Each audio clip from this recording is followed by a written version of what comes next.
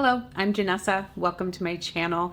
This is a continuation of the series that I recently started opening up to share my own journey around nutrition, fitness, and all the things related to health and wellness.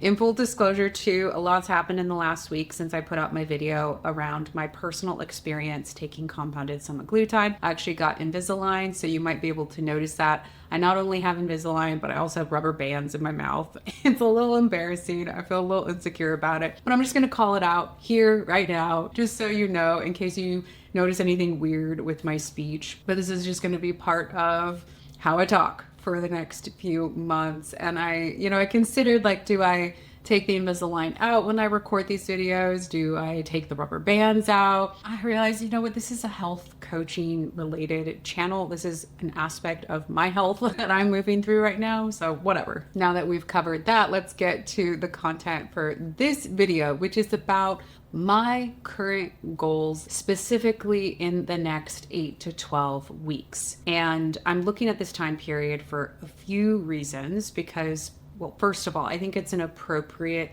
amount of time to pick a specific goal related to health and wellness, get into some sort of process of experimentation and change to support moving in the direction of that goal. But it also gives enough time to encounter challenges, to make mistakes, and to figure out how to learn from them. Because ultimately, that's how I approach any sort of body transformation process or change to lifestyle or to wellness factors. It's all an experiment. It's trying things, collecting data, and then reassessing over time. And as I shared in my latest video around compounded semaglutide, that's one aspect of my health, but it is a very impactful part of my journey with my health right now. As I was journaling, because I, as a health coach, really recommend journaling, writing things down, and even speaking them out. I find that's very powerful for the clients that I work with. It's powerful for me to do that, which I'm doing with you right now. It's clearly defining what's the time frame for a goal, what specifically is that goal. And then I also have a health coach hot takes video that's all about some really critical questions to ask at the beginning of some sort of process of transformation or change in your life. And a lot of them have to do with getting to a deeper why.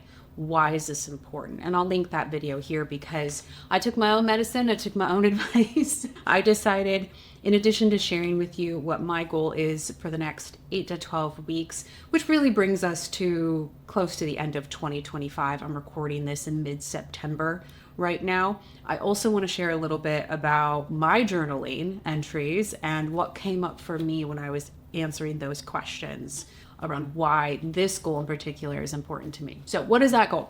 Well, the goal specifically for me is to reduce my medication, so my compounded semaglutide. And I shared a bit already about why I'm having to do that. I've lost access to compounded semaglutide.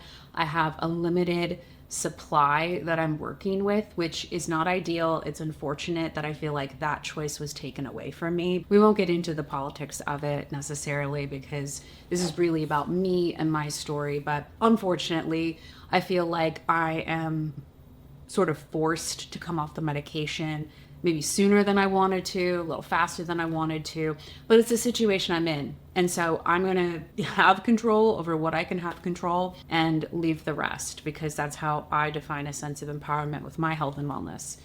So I need to reduce it. I don't think that I'll necessarily come off of it by the end of the year. I don't want to come off of it entirely by the end of the year, mostly because the winter is a harder time for me with my own mental health. And one of the biggest benefits I've shared about being on compounded semaglutide are the mental health benefits. I would prefer to extend my runway for a little while. I have enough of a store of the medication before I run out that I might be able to make it to sometime in the spring before I have to come off of it entirely. Might be a little bit sooner than that. So when I think about from now until the end of 2025, my goal is really just to reduce, just continue very slowly titrating down that medication. And a secondary goal that's kind of supportive of or wrapped up in that primary goal of reducing the medication, I wrote down, I also want to maintain my weight for the most part, I mean, fluctuations day to day, week to week, month to month, they're real, and that's okay. That's part of just being human. But for the most part, just maintain where I'm at with my weight. And through what I'm doing with my strength training, which I'm programming for myself these days, and I've put together a new program that I'm going to run for myself from September through the end of the year, take it in chunks and phases. I also really want to focus on muscle gain, or at least muscle maintenance, maybe even regaining some of the lean mass that I've lost. Because for context, yes, I did go through a weight loss journey through using the medication. I lost almost 30 pounds. And of course, as with any weight loss experience, lean mass tends to start to go as well. We don't just lose fat. Usually we're also losing some lean mass. And also keep in mind that when I was training really intensely for my athletic pursuits, which used to be Olympic weightlifting competition and then bodybuilding competition, I was training all the time. Like, I'm talking 5 to 6 days a week, intense training, lots of stimulus, right? For me to build muscle, build lean mass over time. And over the last few years, as I've come out of those sports, I just don't train as much. I don't want to train as much. And I'm not looking to get back to where I was with the amount of muscle my body used to hold for many reasons. One, I don't need that muscle for pushing my boundaries with my athletic pursuits or endeavors. That's not really a goal of mine anymore. And I have a healthy amount of muscle right now.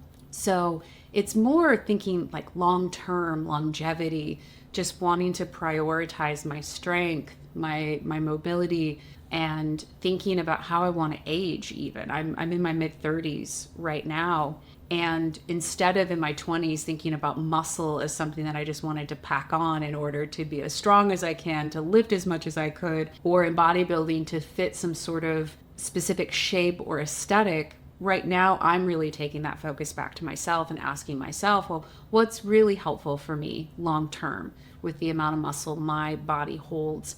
And also, what do I like aesthetically for myself and my body? As a woman, what feels good to me for my sense of femininity and my shape? And this, it's a really interesting process, right? Because it makes it very personal. It makes it, in some ways, a reclamation. Instead of looking constantly to external sources for how much I should be able to lift or what I should look like or how much muscle I should have, it's really asking myself. That's a really cool part of, I think, where I'm at in my journey right now. So that's a secondary goal, is prioritizing as I'm reducing the medication, maintaining my weight for the most part.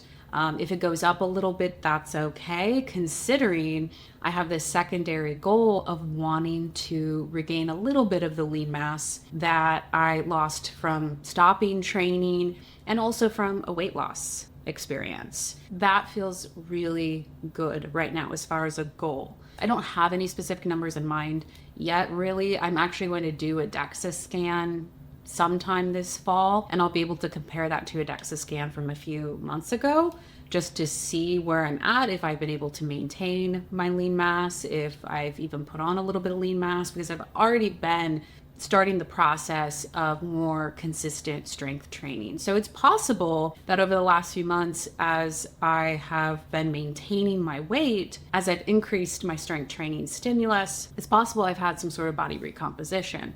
Body recomposition can happen when we're maintaining our weight, but we're introducing some sort of novelty with our training. So these are all things, all topics in my mind right now when it comes to my goals. And just to think about those questions that I mentioned, getting to the deeper why. This is so helpful. Like, okay, if my goal is to reduce my medication, maintain my weight, or in the process maintain my weight and also prioritize my strength training, what does that allow me to do? Why is this important to me? And I'm looking down because I actually wrote down those questions from that hot takes video.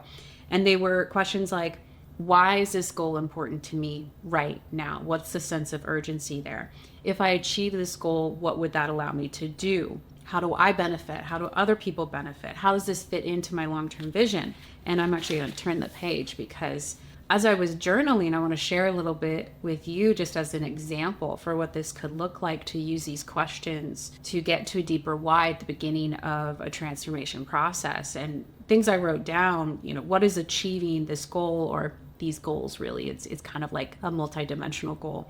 What does that allow me to do? Things that came up for me were like, oh, I'm not going to have to worry about access to my medication. If I can reduce my medication in a slow, sustainable way, and I can do it in a way that feels good, that supports my body composition, my overall health, it takes that worry away. And it gives me more confidence. I can feel more empowered to come off of the medication entirely, which is what I think I will have to do ultimately, because just being straight up, I can't afford to pay for what it would cost, the non-compounded version. And also with the way that insurance works, I don't think I'd be eligible anymore. So that's a conversation for another day. But the point is, it would help me gain more confidence with coming off of the medication. It also ultimately, as I was really digging into the deeper why for why this is important to me, I can see how this fits into overall my journey of breaking that cycle with yo-yo dieting, breaking that cycle with like the ups and downs, these massive fluctuations in my body shape and size, which is something I've struggled with for most of my life. I've gone through phases where I've been overweight, I've even been obese. I've gone through phases where I've been incredibly lean, very muscular, not muscular. And I'm entering this phase right now where I just kind of want to be consistent. I want to feel good. I love how I look now. I love how I feel now. I mean, there are things that I would like to do for my own aesthetic goals, the way that I want to feel, the strength I want to have. Of course, there's always room for improvement or for progressing. I have a growth mindset in that regard. So there will kind of always be something I'm working on.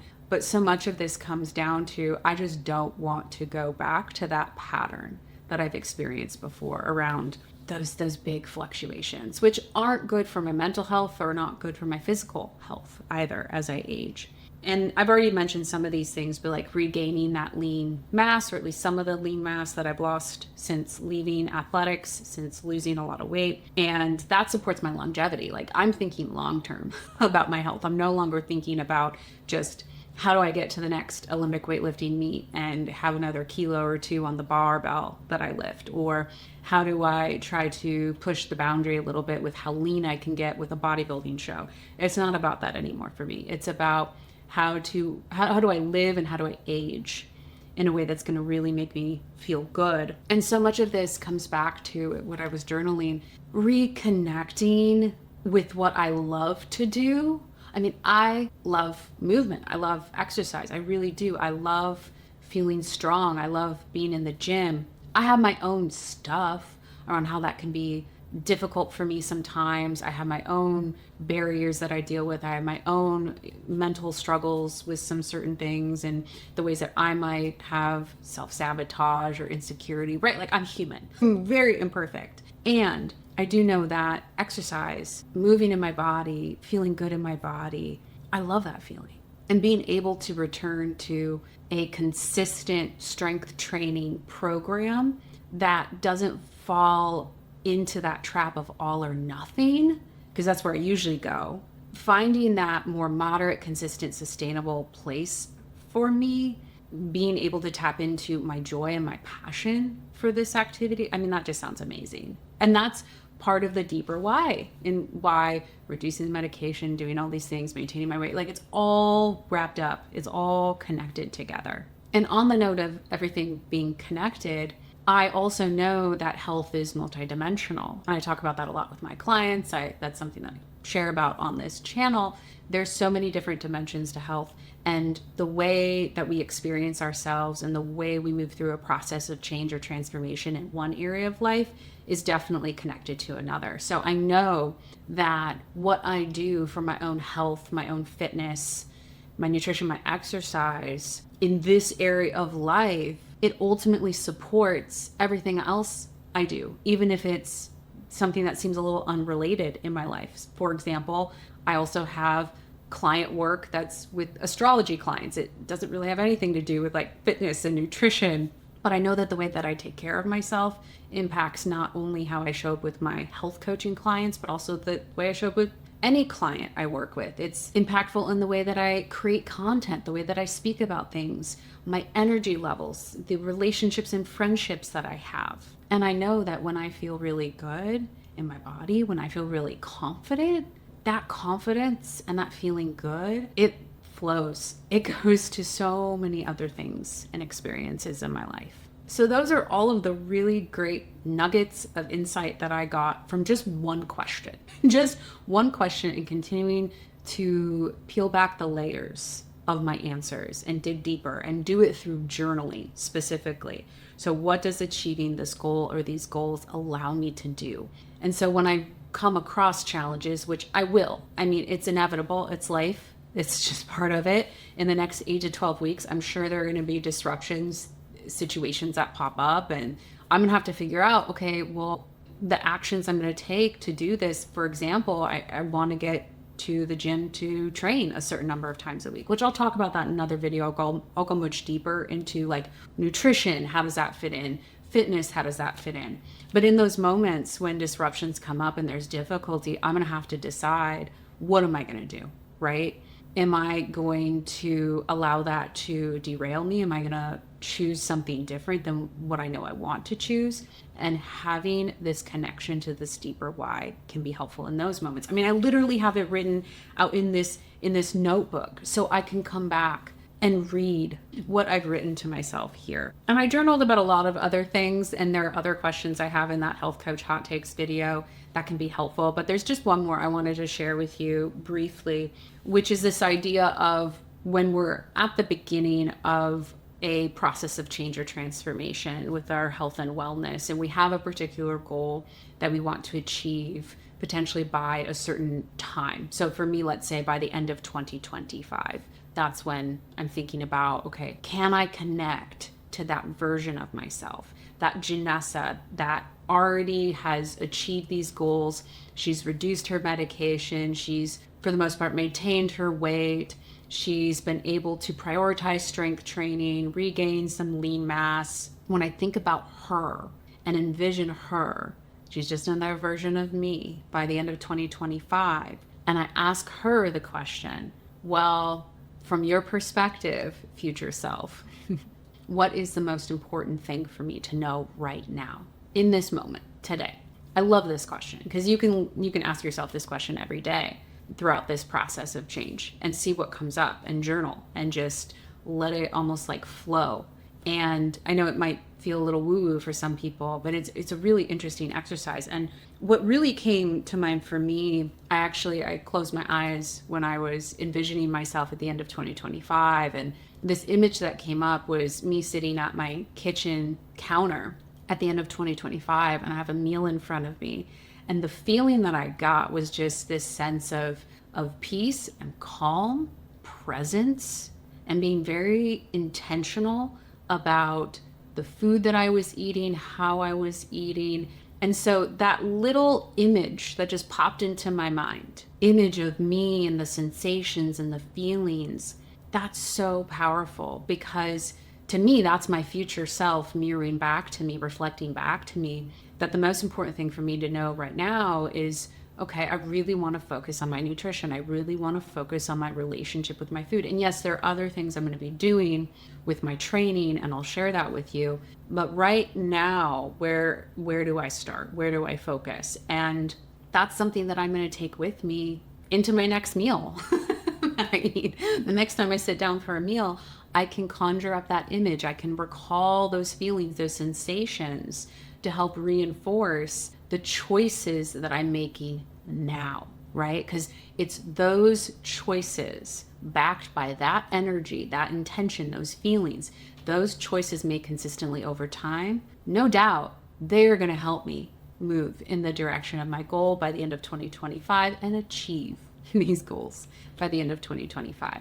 So I hope that was helpful. I hope that offered you maybe a little insight into not only what I'm doing, but also maybe sparked some ideas for you around questions you could ask yourself, how you could frame up your own goals. I'd love to hear from you if you want to drop a comment below about what your current goal is. If you have a specific goal between now and the end of 2025 for the next, up to 3 months or so. Is that really 3 months? Let me count it. So October. Yeah, about, okay, it's a little bit more than 3 months. It's about 3.5 months from the time that I record this. It might be a little bit longer than 12 weeks. But I would just love to hear from you. If there's anything you want to share. And I think in the next video in this series, what we'll do is specifically look at nutrition. So I'm going to open up with you. I will share how I'm structuring my nutrition right now, foods I'm eating, how do I think about that, carb sources, fat sources, protein sources, all of that. I use Chronometer personally for tracking. I've made the decision to track.